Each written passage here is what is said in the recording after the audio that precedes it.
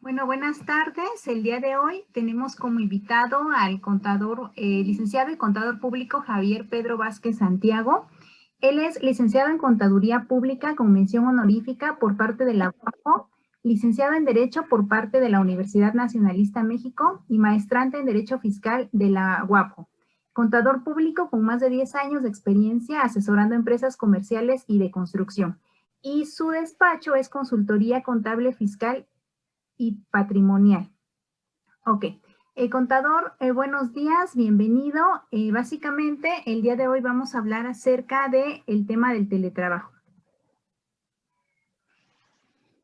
Buenos días, contadora. Me da mucho gusto que me haya invitado a platicar un poco de esta nueva modalidad que se presenta para poder trabajar derivado de la pandemia. Bueno, como le decía, por ejemplo, de entrada, pues vamos a ver, ¿no? Esta iniciativa no es nueva. Esta ya tiene desde octubre del 2018 es que ya inició o empezaron a platicar sobre el trabajo, a legislarlo, ¿no? Entonces, el 9 de octubre del 2018 se presentó una iniciativa a través del PAN, del Partido Acción Nacional, y pues lo empezaron a dejar hasta ahorita que, derivado de la contingencia que se presentó ahorita, estamos viendo lo de empieza a discutirse nuevamente. Y el 8 de octubre, el 8 de diciembre y 9 de diciembre, según la Gaceta Parlamentaria, nos empiezan a votar lo que son lo de la Cámara de Diputados. Aquí en la de discusión, la Cámara de Diputados es el 8 de diciembre. Aquí hubo un errorcillo de dedo, pero igual se aprueba con la Cámara de Diputados, de Senadores, el 9 de diciembre. Después ya entra su sanción y la fecha de la publicación que fue realizada el 11 de enero del presente año. Y empezando con o entrando en vigor a partir del 12 de enero del 2021. Esta información lo podemos checar en la Gaceta Parlamentaria. Bueno, en primer lugar vamos a tocar unos temas que antes de entrar a la materia de teletrabajo debemos tocar para tener idea de cómo vamos a dar el efecto en materia fiscal, en materia de impuestos sobre nóminas o en seguridad social, porque al final de cuentas todo se va a aterrizar a esas materias, ¿no? Bueno, entonces primero veamos, por ejemplo, qué es un trabajador. Es lo primero que tenemos que tener conocimiento de qué conceptos estamos hablando. Por tanto, aquí el artículo 8 de la Ley Federal del Trabajo nos regula el concepto del trabajador, que nos dice que es la persona física que presta a otra física o moral un trabajo personal subordinado. Entonces, con eso vemos que hay elementos esenciales o elementos de existencia para que haya ese concepto que es el trabajador, que eso va a derivar para pagar o no impuestos en ISR, en seguridad social o impuestos sobre nóminas. Entonces, los tres elementos son que es un trabajo personal, subordinado y a cambio de una contraprestación que en este caso se le llama salario, se da el supuesto de lo que es un trabajador. Ahora, ¿qué se entiende con una relación de trabajo? Pues el artículo 20 de la Ley Federal de Trabajo nos señala que es cualquiera que sea el acto que le dé origen a la prestación de un trabajo personal subordinado a una persona mediante el pago de ¿qué? De un salario. Es lo que ya habíamos comentado, que son los elementos para que haya una relación de trabajo o que esté el concepto del trabajador. Sin esos tres elementos, no estaríamos ante el concepto de lo que es el trabajador. Luego, entonces, si no estamos en ese supuesto, pues no habría pago de impuestos en cuanto a ISR o a seguridad social. Por eso es que lo debemos tocar. Bueno, ahora en cuanto al salario, pues ¿qué es el salario? El artículo 82 de la Ley Federal del Trabajo nos dice que el salario es la retribución que debe pagar el patrón al trabajador por su trabajo. Recordemos que aquí en la materia de teletrabajo agregaron unos supuestos en el cual el patrón tiene obligación de ¿qué? De pagar determinados servicios por parte del trabajador. Entonces tendríamos que definir si es por su trabajo, son herramientas o qué es lo que se le está dando o qué obligación está teniendo ahorita el patrón. Ahora también la jornada de trabajo. La jornada es muy importante recordarla, pues recordemos que hay 3 tipos de jornada, la diurna, la nocturna y la mixta, ¿no? La diurna, nada más para abundar un poquito más, es la que está entre 6 y 20 horas, que son 8 horas de trabajo, y la nocturna entre las 20 y las 6 horas, que serían 7 horas, y la jornada mixta que comprende ambas, ahí sin rebasar de 7 horas. ¿Vale?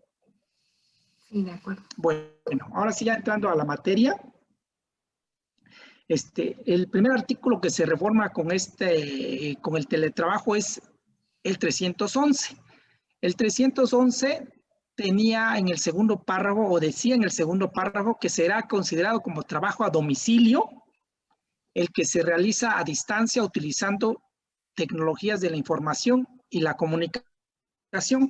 Como se ve, este pequeño parrafito es el que se eliminó con la reforma, se eliminó del 311, dando apertura a un capítulo nuevo en la Ley Federal de Trabajo, el 12 bis. Checando un poco la exposición de motivos de la reforma al teletrabajo, hay 5 principios que primero debemos cumplir en materia de teletrabajo. Ya derivado de eso es lo que ya nace lo que es la regulación para el teletrabajo. El primer principio es la confianza. El patrón debe aprender a confiar en los trabajadores y de igual forma los trabajadores con el patrón. ¿Por qué? Porque ¿qué es lo que ha pasado?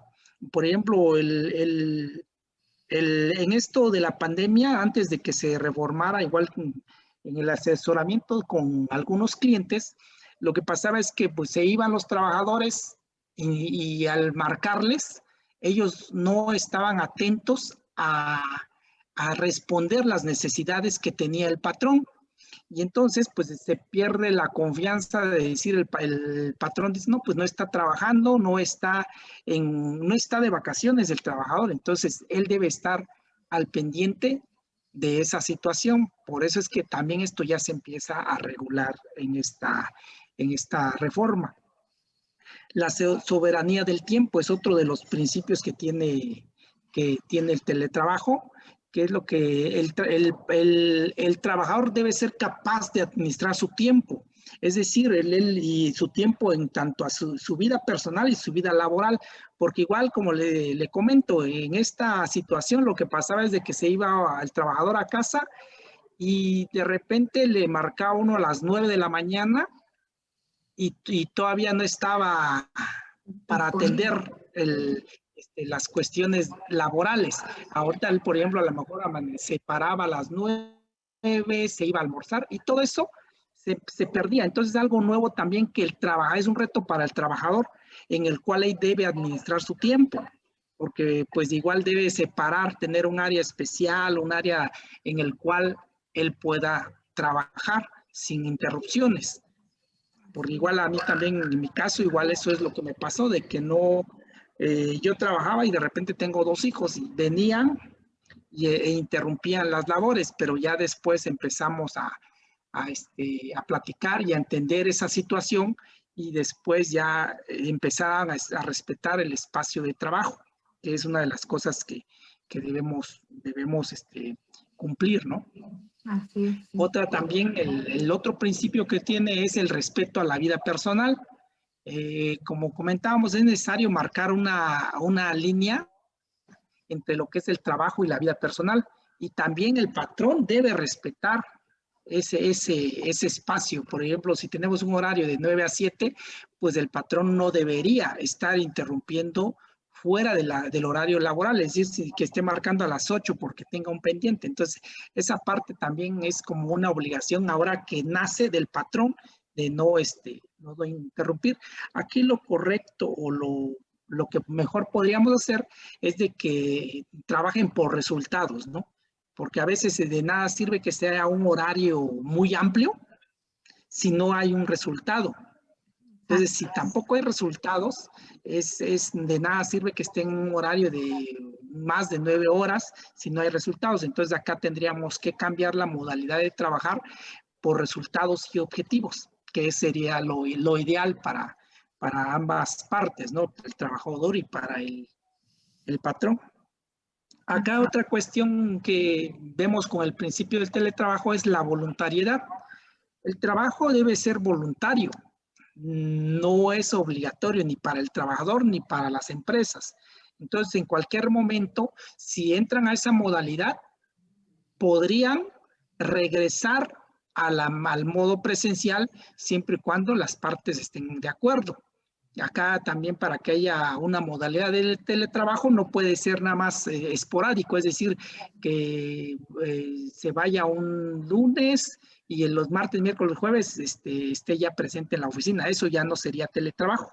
Se debe cumplir por lo menos en un 40% de su horario laboral para que se dé el supuesto de que es el teletrabajo.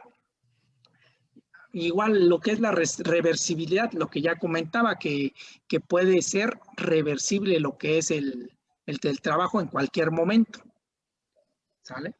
Ese es uno de los principios que deben regular el teletrabajo de acuerdo a la exposición de motivos que dio el legislador.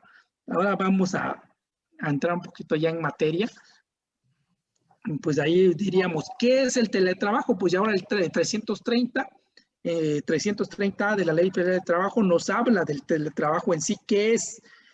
Como vemos, el teletrabajo es una forma de organización laboral subordinada que consiste en el desempeño de actividades remuneradas. Aquí está, por ejemplo, hablando de subordinación, de remuneración. Ahora, lo único que cambia es el lugar donde se va a prestar el servicio del trabajo. Por ejemplo, acá dice, en lugares distintos al establecimiento del patrón, por lo que no se requiere de presencia física de la persona trabajadora bajo la modalidad de trabajo en el centro de trabajo, utilizando primordialmente las tecnologías de la información. Por eso concluimos que el teletrabajo es la prestación de un servicio personal, es decir, el trabajador lo presenta, subordinado a cambio de recibe órdenes, y remunerado. Diferencia es el lugar en el cual se presta el servicio y la forma o las herramientas con las que se prestará el servicio. En este caso deben ser lo que son las tecnologías de la información y la comunicación para el contacto entre ambas partes.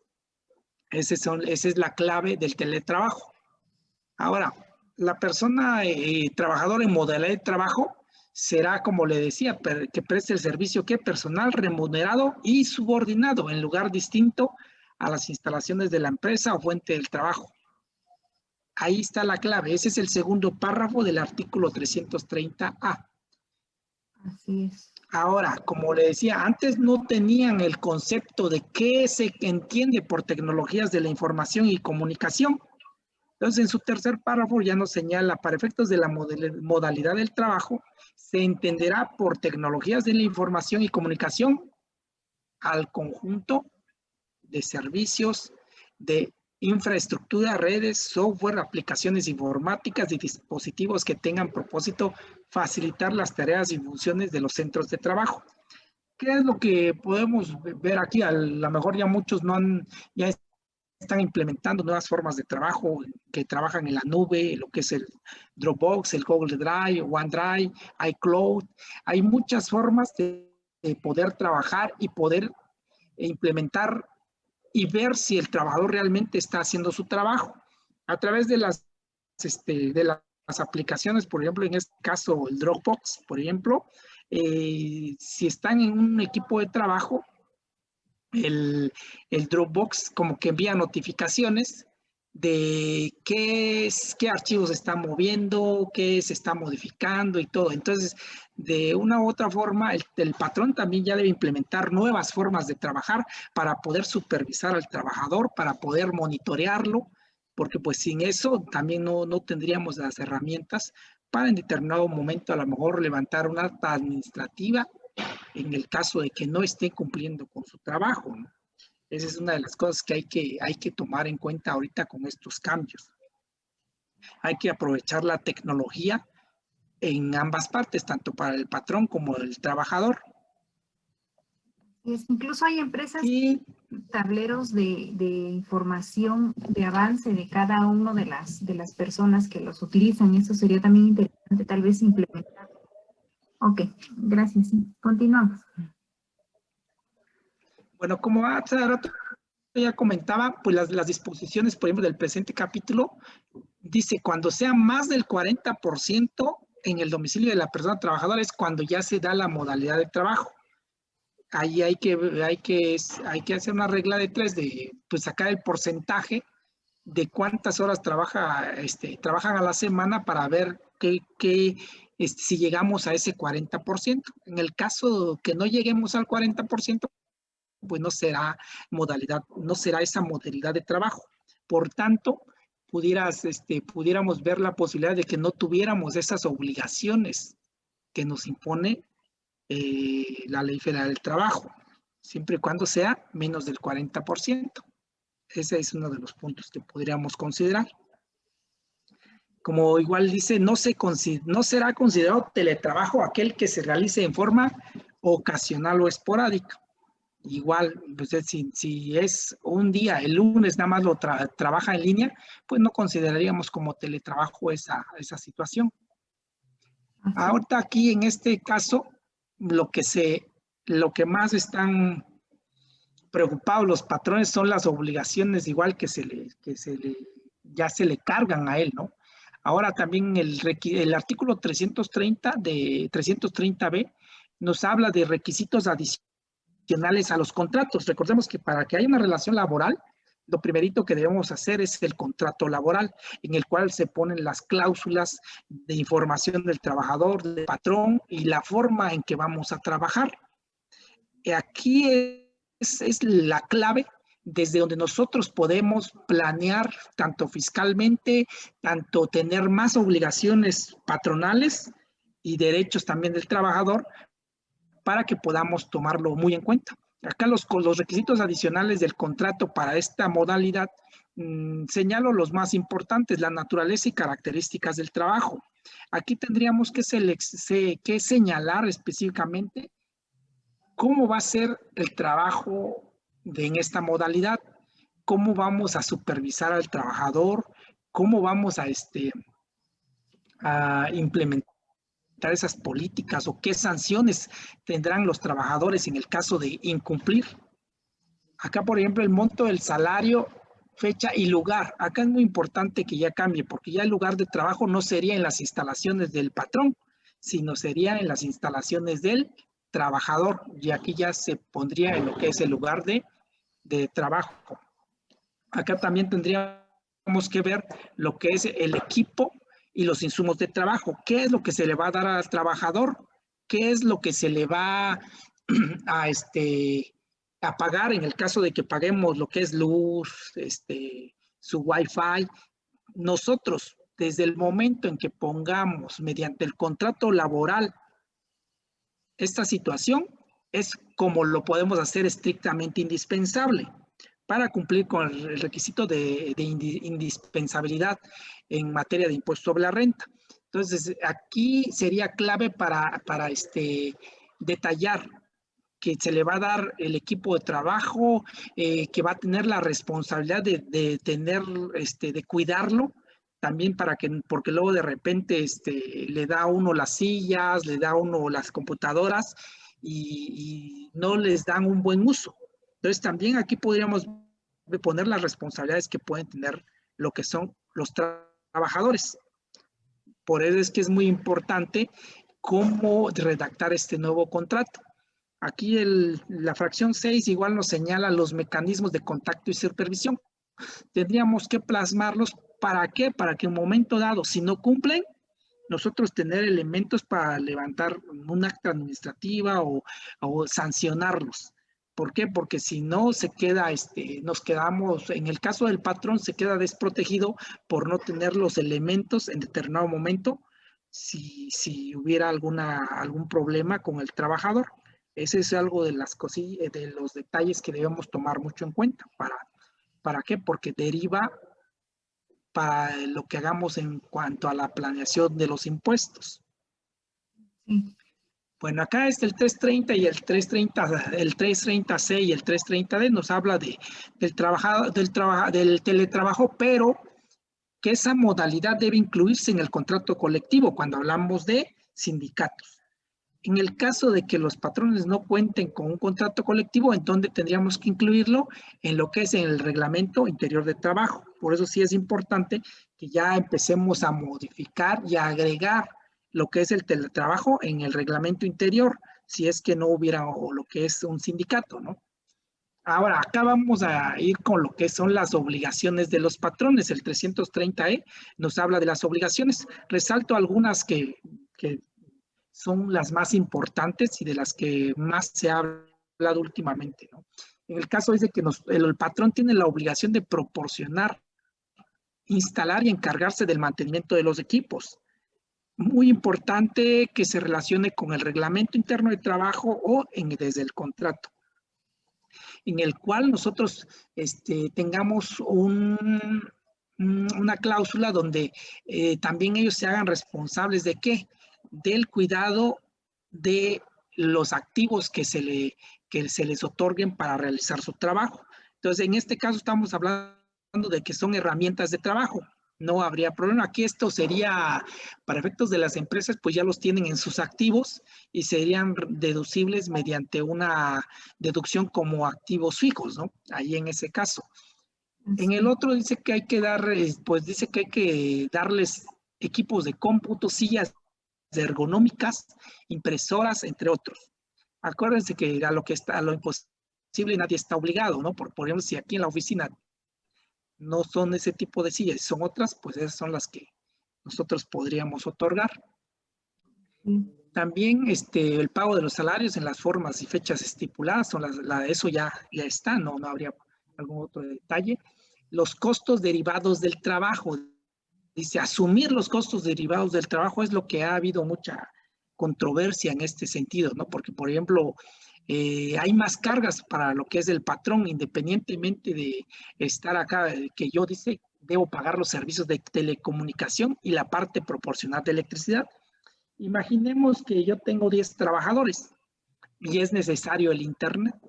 Si los 10 trabajadores están aquí en la oficina, yo pago 1,000 pesos de Wi-Fi, pero al momento de que ellos se van a lo que es sus casas y empiezan a trabajar desde sus casas, pudiera ser que yo pague 200 por cada uno, entonces el costo se incrementaría el doble de lo que yo venía gastando. Es decir, si yo pagaba 1,000 pesos, ahorita con ellos, si yo pago lo que es el Wi-Fi, se le vería 2,000 pesos. Una carga más y que tendríamos que valorar el costo-beneficio que pudiéramos tener si el trabajador entra a esta modalidad. Por eso es algo muy importante que hay que tomar en cuenta. Acá, perdón. Sí, de acuerdo. En el caso de, por ejemplo, la fracción 6 nos dice respetar el derecho a la desconexión al término de la jornada laboral. Es uno de los principios que inicialmente comentamos, que eran los principios que regían lo que es el teletrabajo y ya estén plasmados en las normas. Acá igual nos dice que inscribirlos a la seguridad social. De entrada, desde que cumple con los 3 requisitos de que es personal subordinado a cambio de una remuneración, es obligación del patrón inscribirlo. Por eso no le di tanta importancia a esa fracción.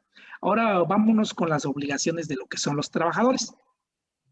Acá nos comenta de que ellos deben tener el cuidado, así como el patrón les da las herramientas, también el trabajador tiene la obligación de tener, de cuidar, conservar los equipos, materiales y útiles que se reciban. Entonces, dependiendo de las herramientas que se le den, ahí es donde tenemos que reglamentarlo, porque acá queda muy ambiguo y que pueden presentarse varias cuestiones que no estarían reguladas aquí. Por eso lo importante sería que se plasme en el reglamento de trabajo. Aquí también nos dice que la obligación del trabajador es informar Informar con oportunidad sobre qué, sobre los costos para lo que son el Wi-Fi y el consumo de electricidad. ¿Qué pasa si no nos informa con oportunidad? Pues también nosotros tendríamos un elemento para poder negarnos en determinado momento si ellos no lo informan con oportunidad. Pero por eso es importante el contrato de trabajo. Si tenemos trabajadores nuevos en esta modalidad, sí hay que plasmarlo correctamente para que se acuerden las partes. Digo, si la mayor de los contratos o el principio mayor de los contratos es el acuerdo de las voluntades. Entonces, si ambos llegamos a un acuerdo, pues se puede dar lo que es la relación laboral. Entonces, desde ahí podemos revisarlo. Igual acá la obligación del trabajador dice atender y utilizar los mecanismos y sistemas operativos para la supervisión de las actividades. Él tiene, como comentaba en un inicio, si está trabajando, si sus horarios laborales de 9 a 7, a las 9 de la mañana pues, puede el patrón estar marcando y diciendo para que se reporte el trabajador. Y el trabajador tiene la obligación de atender las llamadas, no es optativo, es su obligación. Entonces ellos también tienen que acatarse a los mecanismos que ya que se instauren con el proceso de esta modalidad de trabajo. Entonces, por eso es muy importante que se tenga esta información. También es algo muy importante que deban checar o estipular qué va a pasar con la información que ellos tienen en su poder. ¿Por qué? Porque por irse a una computadora, ellos accesan a toda la información que tiene el patrón y puede hacerse mal uso de eso. Por eso también en su fracción quinta nos habla de que debe haber restricciones sobre el uso y almacenamiento. Me imagino que cada patrón debe tener su aviso de privacidad y confidencialidad, ¿no? Su aviso de confidencialidad en cuanto a su información que maneje el trabajador. Por eso igual también tendríamos que checar el aviso de confidencialidad que firme cada trabajador con esta nueva modalidad. Bueno, ya hablando de lo que es impuesto sobre lo que es el teletrabajo, checamos lo más importante, ¿no? Ahora vamos a ver qué es estas obligaciones que impone a lo que es el patrón. Vamos a ver qué es lo que va a suceder con eso. ¿Qué vamos a hacer con eso? Ahora, la ley del impuesto sobre la renta, bueno, me fui un poquito otra vez a la Ley Federal del Trabajo, donde dice, salario es la retribución que debe pagar el patrón al trabajador. ¿Por qué? Por su trabajo, ¿no? Es un pago, una retribución. Ahora, si nosotros les damos las sillas, lo que es escritorios, computadoras, serían herramientas de trabajo. Luego, entonces, no serían objetos de la ley del impuesto sobre la renta. En el caso de lo que pagáramos, lo que es el servicio de telecomunicación, lo que es energía eléctrica, pues son instrumentos de trabajo. Entonces, tendríamos que irnos acá a lo que señala el artículo 94 de la ley del impuesto sobre la renta, donde dice que se consideran ingresos por la prestación de un servicio personal subordinado, los salarios y demás prestaciones que deriven de una relación laboral. Esta no es una prestación que le estamos dando, sino le estamos dando elementos y herramientas para que él pueda generar su trabajo. Luego, entonces, no estaríamos en lo que es lo que sería el objeto del objeto de la ley de impuesto sobre la renta.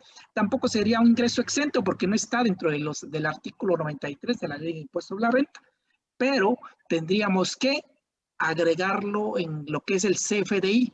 Entonces aquí hay un catálogo en el que habla la guía de llenado de nómina, donde tendríamos que agregarlo como otros ingresos por salarios. En este caso, pues nada más maneja el CFDI, maneja agravado y exento. Por lo tanto, pues como no paga impuesto, tendríamos que agregarlo como exento. Desde mi punto de vista, pues no sería un ingreso exento, puesto que no está en el artículo 93 de la ley del impuesto sobre la renta. Y sería un ingreso más bien no objeto de la ley de impuesto sobre la renta, ¿no? Eso sería para efectos de lo que es la ley del impuesto sobre la renta.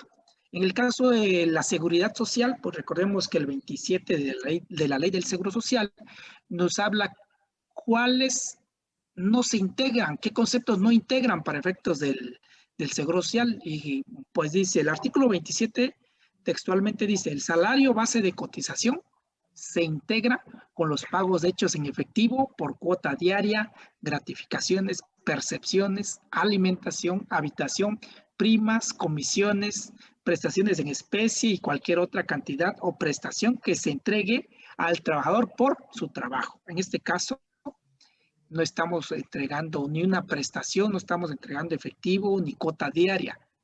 Ya por eso se excluyen como integrantes del salario base de cotización, dada su naturaleza, los siguientes conceptos. Acá nos habla de instrumentos de trabajo, tales como herramientas, ropa y otros similares.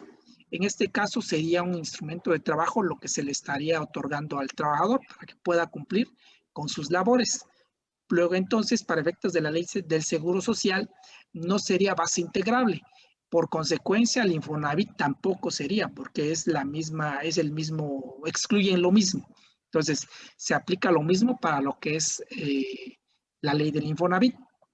En el caso ahora del impuesto sobre nóminas, el artículo 67 de la ley de Hacienda del Estado de Oaxaca exceptúa algunos conceptos y dice el artículo 67 se exceptúan para el cálculo del impuesto las erogaciones que efectúan por concepto de los instrumentos de trabajo tales como herramientas, ropa y otros similares. El concepto o la extensión es similar a lo que decía el artículo 27 de la ley del Seguro Social. Luego entonces también cerramos el círculo para no pagar ese impuesto. ¿Y cómo lo vamos a deducir? Mediante el CFDI que habíamos comentado. Bueno, acá ya con eso concluimos. Si tiene alguna pregunta o alguna duda para que la podamos aclarar para terminar con nuestras conclusiones. Gracias. Pues ya la duda que tenía era básicamente cómo íbamos a manejar el recibo de nómina, pero ya lo explicó usted muy bien, entonces creo que solo es cuestión de decidir cómo le vamos a pagar a nuestros trabajadores y en base a eso adecuar todo lo que usted ya bien comentó respecto a contratos, a lo que es el reglamento interno y también el timbrado de las nóminas, ¿no? Tendremos que revisar si nos conviene incluso como empresa implementar este sistema o de hecho que los trabajadores regresen a la oficina, ¿no? A laborar. Porque como también bien comentaba, nos incrementa los costos y eso pues dependería de cada empresa, de cada contribuyente que lo decida en determinado momento, ¿no? Sería todo, Javier. Pues muchísimas gracias, contadora Laura. Me dio mucho gusto tener esta plática con usted. Espero que haya servido de utilidad para que más adelante podamos tener algunas otras pláticas. Y pues muchísimas gracias por aceptar la invitación y por compartirnos su conocimiento. Espero que en breve, pues como bien comenta, podamos tener incluso plática de usted acerca de un tema similar o de un tema nuevo, como vienen saliendo normalmente, ¿no?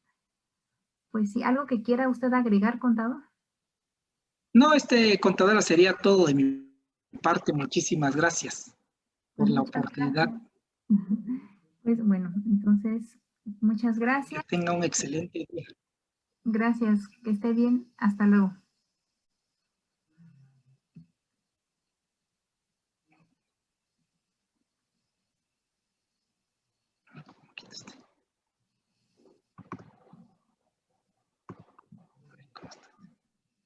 Ya lo desconecto.